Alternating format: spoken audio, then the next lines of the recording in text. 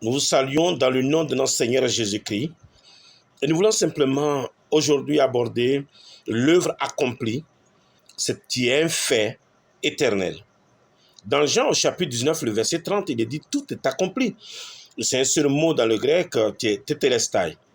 Lorsque Jésus poussa ce dernier cri depuis la croix, « Tout est accompli », il ne s'agissait pas simplement d'une déclaration de soulagement face à la fin de ses souffrances physiques.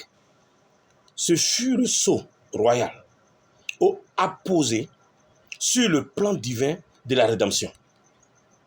Il était en train de sceller l'œuvre. Le terme grec utilisé ici, qui est tetelestai, un mot fort, un mot riche de sens, que l'on pourrait traduire par « c'est pleinement payé », c'est définitivement achevé, c'est parfaitement accompli. Rien ne reste à ajouter. Très important. Ce mot était couramment utilisé dans le monde commercial grec pour signifier qu'une dette avait été entièrement payée.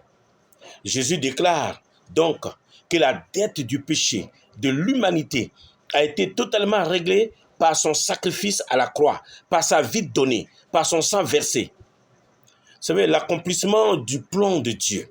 Christ affirme par ces mots que le plan éternel du salut, conçu avant même la fondation du monde, selon 1 Pierre 1, 19 à 20, vient d'être réalisé dans son intégralité. Et c'est fort. Dans Luc 24, verset 14, il dit « Ce qui était écrit de moi s'est accompli ». Dans Colossiens 2, 14, il dit « Il a effacé l'acte dont les ordonnances nous condamnaient et en le clouant à la croix ». C'est merveilleux, mes amis.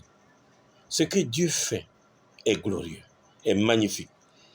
Et tout ce qu'il fallait pour nous sauver, par cette déclaration, Jésus annonce que tout ce qui était requis pour notre rédemption a été accompli. A été accompli. Sauver les perdus. Luc 19, verset 10, Jean 3, 17. Pardonner nos péchés. Éphésiens 1, 7. Justifier les coupables. Romains 5, 1.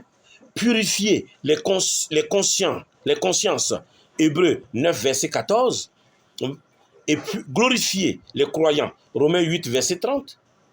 Nous donner la vie éternelle. Jean 10, verset 28. Mes amis, c'est glorieux. C'est glorieux. L'œuvre, ici, c'est une œuvre parfaite. Et c'est une œuvre suffisante qui a été accomplie. L'œuvre de Christ est complète. Elle ne peut pas être répétée, améliorée ou complétée par des œuvres humaines. Mes amis, c'est bien de considérer les Écritures. Hébreux 10, verset 14. « Car par une seule offrande, il a amené à la perfection pour toujours ceux qui sont sanctifiés. » Dans Romains 8, verset 1, il dit « Il n'y a donc maintenant aucune condamnation pour ceux qui sont en Christ Jésus. » L'œuvre est parfaite. L'œuvre est parfaite. Que Dieu vous bénisse. Amen.